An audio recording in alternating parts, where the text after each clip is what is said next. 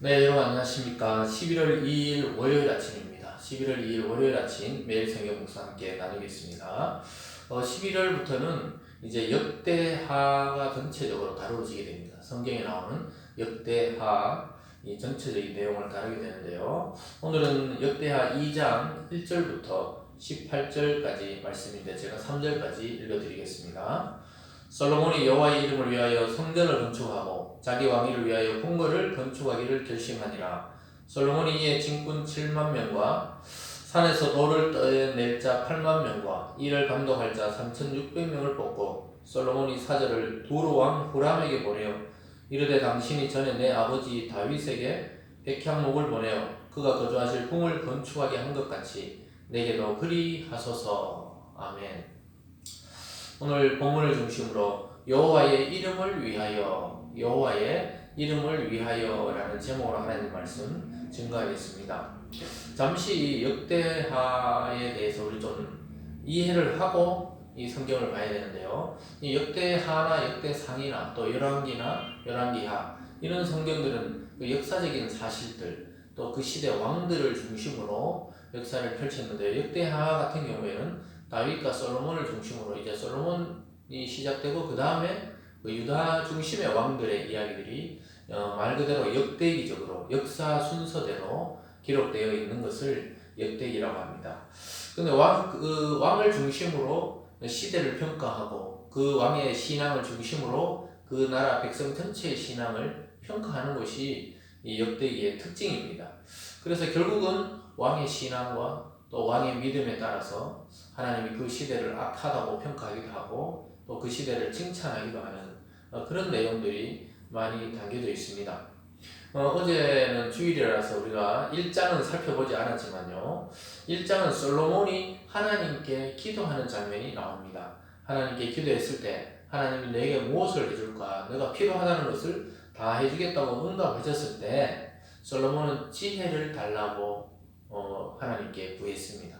하나님이 주시는 지혜를 달라. 나는 나이가 연소하니까 하나님이 지혜를 주셔야 이 백성과 나라를 통치할 수 있다고 그렇게 기도했을 때 하나님이 그를 칭찬하시면서 너는 부도 구하지 않고 명예도 구하지 않고 군사력도 구하지 않았지만 내가 그것을 너에게 더 축복으로 이루어 주겠다고 말하면서 아주 칭찬하는 모습이 나오게 됩니다. 그것을 통해서 하나님은 솔로몬 시대에 가장 영화로운 이스라엘을 경험하게 하고 가장 또 부유한 왕국을 건설하도록 만들어주고 또 온 천하에 솔로몬의 지혜가 소문이 나도록 이야기해 주셔서 그를 통해 하나님의 말씀을 듣도록 허락해 주신 그러한 사건이 1장에서 기록되어 있는데요.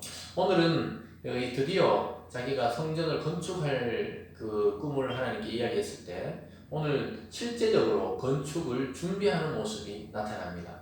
그러니까 솔로몬은 성전을 짓고 싶었어요. 하나님이 지금까지는 성막이라 그래서 하나님의 법궤가 들어있는 텐트 형식이죠. 그래서 이스라엘 백성이 광야를 이동할 때 사용했던 그 법궤를 모셔놓을 고정된 성전을 꿈꾸는 솔로몬의 모습을 보게 됩니다.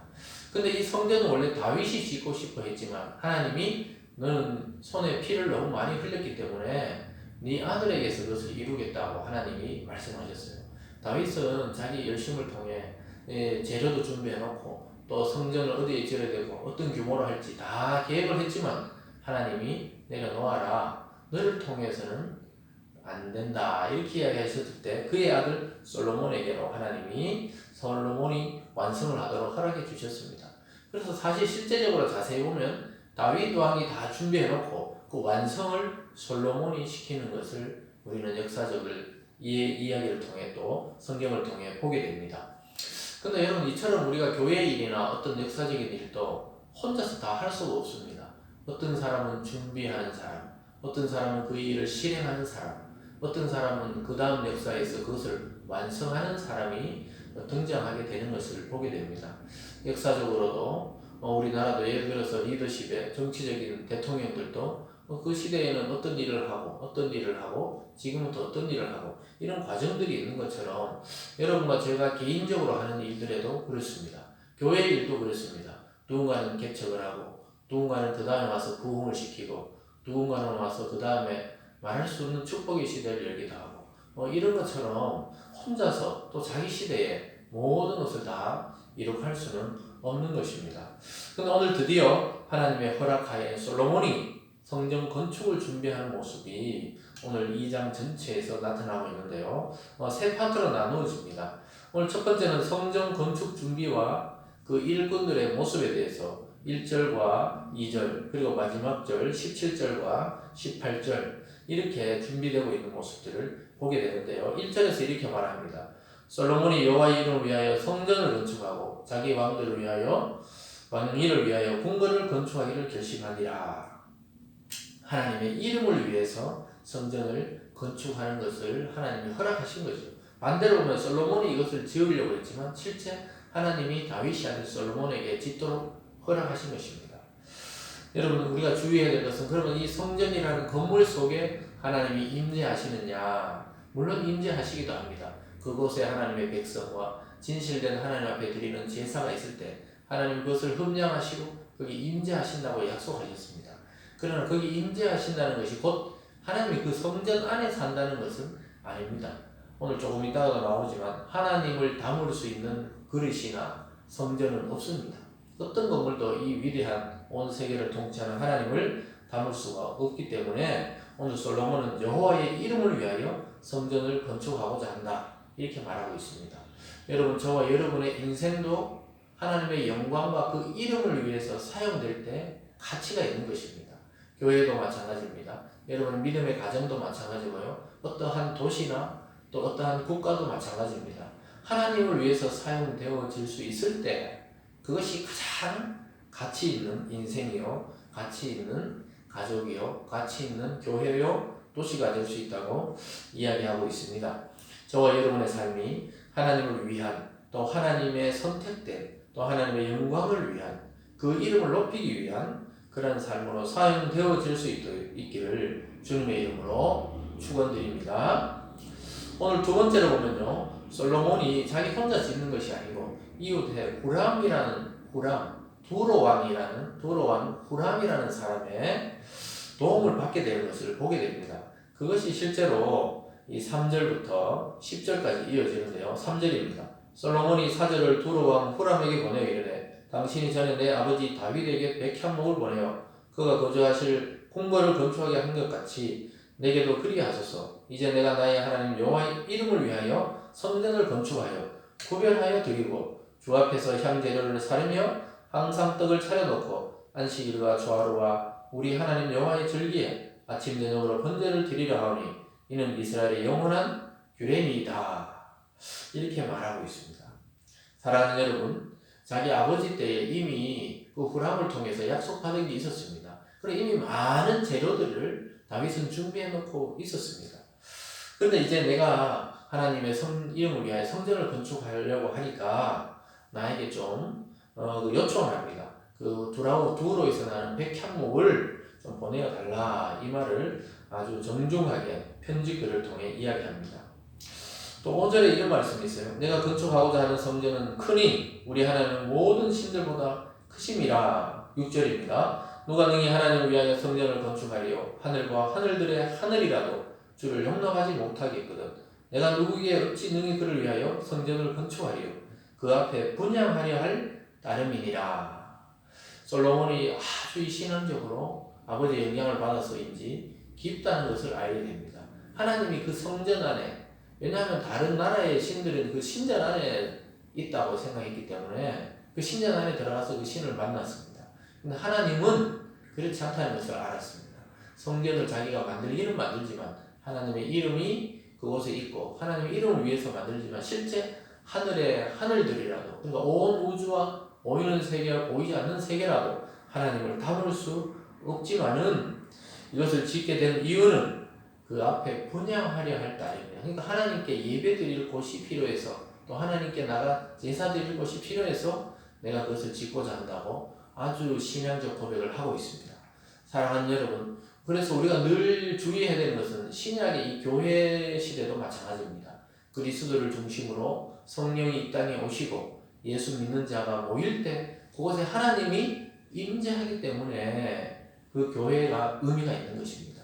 그리고 모인 한 사람 한 사람의 그 모임 자체가 교회라는 단어입니다. 그래서 어느 순간부터 자꾸 건물이 크다, 야 교회 건물이 크다, 교회 건물이 작다, 이것은 성경적 개념은 아닙니다. 물론 사람이 많으면 건물을 크게 지어야 되지만은 진짜 교회라는 의미는 하나님이 임재하시는 믿음의 영적 성전이 된 그 사람의 모임을 교회라고 합니다. 아주 좀 어려운 개념이지만 이미 성경에서 말씀하고 있죠. 너희는 영적 성전이다. 하나님의 영이 거하는 영적 성전이다 그랬을 때 여러분 개인의 몸과 또 믿는 자들의 모든 이 모임을 그렇게 이야기하는 것입니다. 그래서 솔로몬이 말하는 그 성전은 하나님의 임재가 실제로 경험되어지는 건물 성전이었다면 그리스도께서 말하신 이 성전은 예수님을 믿는 자들을 중심으로 성령이 그곳에 오시는 그 모임 자체를 영적 성전이라고 합니다. 기능은 똑같습니다. 하나님께 나가 예배드리고 하나님 그곳에 임재하는 것입니다. 그래서 우리는 이 개신교는 왜 저렇게 모이냐 그럴 때 이 모일 때 하나님 그곳에 임재하시고 그곳에 하나님의 축복이 쏟아지고 또 우리의 병든 몸과 마음이 치유되고 회복되기도 하고 또 구원의 역사가 그곳에서 일어나기도 하고 또 말씀을 통해 기도 응답을 받기도 하기 때문에 이 모인다는 것은 영적 성전을 짓는 일이라는 것을 우리는 좀 알 필요가 있습니다. 그래서 이 솔로몬의 고백처럼 우리도 늘 그렇게 해야 되면 우리가 어떻게 하나님을 모실 수 있겠어요? 또 우리 교회가 어떻게 하나님을 모실 수 있겠습니까? 그러나 하나님께 나가 예배 드릴 수 있도록 우리는 그것을 허락해 달라고 기도하는 것이죠. 그래서 아주 놀라운 이야기를 오늘 솔로몬이 하고 있습니다. 그래서 하나님이 얼마나 크시고 또 얼마나 위대한지 모른다. 그러나 하나님의 임재를 경험하고 싶어서 우리는 성전을 지으려고 한다고 이야기하고 있습니다. 그러면서 사람들을 좀 보내달라고 이야기합니다. 8절입니다. 또 레바논에서 백향목과 잣나무와 백단목을 내게로 보내소서. 내가 알거니와 당신의 종은 레바논에서 벌목을 잘하나니 내 종들이 당신의 종들을 도울지라. 이와 같이 나를 위하여 제목을 많이 준비하게 하소서. 내가 건축하여 하는 성전은 크고 화려할 것입니다. 내가 당신의 벌목하는 종들에게 찌은 밀 2만 고루와 보루 2만 고루와 포도주 2만 밭과 기름 2만 밭을 주리라 하였더라. 공짜로 그냥 달라는 게 아니죠. 내 종들을 보내서 같이 벌목하게 하고 또 왕이 보내신 그 종들에게는 내가 충분한 대가를 지불하겠다고 이야기하고 있습니다. 이것이 정상적인 교류를 통해서 믿지 않는 자를 통해서도 하나님의 성전을 지을 준비를 하게 하시는 것을 보게 됩니다. 우리가 때로는 교회인들도 꼭 믿음의 성도들만이 아니라 믿지 않는 자들을 통해서도 아주 중요한 도움을 받고 교회를 세워나갈 때도 있다는 것을 우리는 알게 됩니다. 아주 놀랍게도 저희들이 사역을 할 때도 보면은 믿는 자들의 그 후원도 있지만 믿지 않는 자들도 아주 놀랍게도 하나님의 감동을 통해 또 돕는 손길로 우리에게 다가올 때가 있습니다. 그럴 때 참 하나님의 일하심이 신기하고 참으로 기이하다는 것을 깨닫게 되는데 오늘 솔로몬을 통해서 이렇게 그런 것들을 보게 됩니다. 또 이러한 편지에 대해서 오늘 세 번째로 두로 왕 후람이 솔로몬에게 보내는 그 답신이 나타나게 됩니다. 그래서 결국은 두로 왕과 이 솔로몬 사이에 그 전대 다윗하고 관계처럼 아주 원활한 관계가 되고 또 이방인인 후람이 하나님에 대해서 다윗을 통해서 들었는지는 몰라도 깊이 알고 있다는 것을 보게 돼요. 11절입니다. 두로 왕 후람이 솔로몬에게 답장하여 이르되 여호와께서 자기 백성을 사랑하심으로 당신을 세워 그들의 왕으로 삼으셨도다. 후람이 또 이르되 천지를 지으신 이스라엘의 하나님 여호와는 송축을 받으실지로다. 다윗 왕에게 지혜로운 아들을 주시고 명철과 총명을 주시사 능히 여호와를 위하여 성전을 건축하고자 자기 왕위를 위하여 궁궐을 건축하게 하시도다. 이렇게 말을 하고 있습니다. 이 두로 왕 후람의 신앙 고백입니다. 그래서 이 왕은 다윗을 통해서 이미 하나님에 대해서 또 여호와의 그 능력에 대해서 많이 듣고 또 배우고 전해받았던 것 같습니다. 그래서 찬양받으라, 하나님께 송축한다, 이런 말들을 쓰고 있으면서 또 지혜로운 아들을 주신 것을 감사한다. 아니 다윗의 아들인데 자기가 감사하면서 하나님을 찬양하는 것을 보게 됩니다. 여러분 이런 것을 통해서 우리는 우리가 믿지 않는 자들과의 이 진실한 교제, 참다운 교제가 얼마나 중요한지 알게 되고 또 그들을 통해서도 하나님의 이름이 높아지고 하나님의 일들이 협력해서 진행되는 모습들을 함께 볼 때가 있다는 것을 우리에게 알려주고 있습니다. 그러면서 16절에 이렇게 말합니다. 우리가 레바논에서 당신이 쓰실 만큼 번목하여 때를 엮어 바다에 띄워 욥바를 보내리니 당신은 제목들을 예루살렘으로 올리소서 하였더라. 적극적으로 그 왕 다윗하고 맺었던 그 약속을 통해서 아들 솔로몬에게 일들을 도와주고 있는 것을 보게 됩니다. 이것은 이 왕도 아마 신앙이 생겨났는지도 모릅니다. 왜냐하면 하나님을 찬송하고 송축하고 있기 때문입니다. 저와 여러분의 일상의 속에서 또 우리가 믿지 않는 자들 그 관계 속에서 우리의 믿음을 지켜나가는 것이 얼마나 중요한지 오늘 솔로몬과 이 후람의 관계를 통해 좀 배우게 됩니다. 하나님의 이름을 위해서 우리가 하는 행동이나 말이나 또는 우리가 하는 사업이나 일들도 또 물론 교회의 일들도 우리가 항상 중심에 둬야 하는 것은 나의 중심이 아닌 하나님께서 우리를 통해 무엇을 하고자 하는지를 깊이 깨달을 필요가 있는 것입니다. 그래서 성전을 건축을 준비하는 솔로몬은 세 가지로 보게 됩니다. 신앙을 통해서 하나님께 고백하고 자기의 받은 지혜를 통해 일을 처리하고 합리적인 또 일 처리를 하게 되는 것을 보게 됩니다. 여러분 이것을 통해서 하나님께서 택하시고 사용하는 왕이라는 것을 우리는 보게 되는데 저와 여러분의 인생이 하나님의 손에 붙들려서 그렇게 사용되기를 바랍니다. 결국 이 교회 공동체는 영적 성전을 짓는 작업입니다. 저와 여러분이 한 분 한 분이 벽돌이 되어서 아름다운 믿음의 영적 성전을 지어가는 것이 우리 교회와 또 여러분 개인의 목표가 되기를 바랍니다. 그럴 때 이 영적 성전, 이 보이지 않는 영적 성전을 통해 하나님이 영광 받으시고 이 세상에는 축복이 되는 그러한 믿음의 가정과 공동체 될 줄 믿습니다. 오늘도 그러한 사명감으로 하루를 믿음으로 승리하시고 또 그렇게 이웃을 사랑하며 살아가는 하루 되시길 주님의 이름으로 축원합니다. 사랑의 하나님 아버지 감사합니다. 우리 역대 이 역사를 통해서 하나님께 영광이 되는 것이 어떤 일이며 또 하나님은 그 한 시대마다 왕을 통해 신앙을 전체 백성의 신앙을 평가했듯이 오늘 솔로몬의 고백이 위대한 이스라엘의 평화와 위대한 영광을 보게 했던 것을 우리는 보게 됩니다. 우리의 신앙이 하나님의 영광을 위하여 하나님의 이름을 위하여 사용되어지는 그러한 인생이 되게 하시고 또 그러한 믿음의 신앙인들이 되도록 인도하여 주시옵소서. 오늘도 삶의 현장에서 활동하고 있는 우리 모든 성도들의 그 마음밭을 지켜주시고 우리를 통해 믿지 않는 자도 함께 하나님께 영광을 돌리며 하나님 일에 동참하는 놀라운 역사가 있도록 축복하여 주시옵소서. 감사드리며 예수님 이름으로 기도드리옵나이다. 아멘.